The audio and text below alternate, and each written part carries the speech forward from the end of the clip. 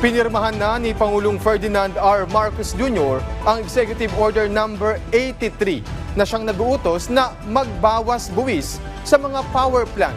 Partikular na ang pagbabawas ng real property tax, kaukulang interes at multa sa mga pasilidad ng independent power producers na may kasunduan sa pamahalaan sa ilalim ng Build Operate TRA o Transfer Scheme.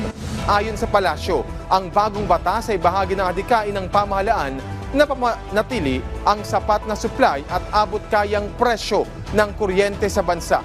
Sa bisa ng EO, ang buwis ng IPPS para sa taong 2024 ay ibababa batay sa assessment level na 15% ng fair market value ng kanilang mga pasilidad. Imbis na 80% na ipinataw sa ilang LGUs. Inatasan ng Pangulo ang DOF, DILG at iba pang ahensya na tiyakin ang mahigpit na pagpapatupad ng kautusan.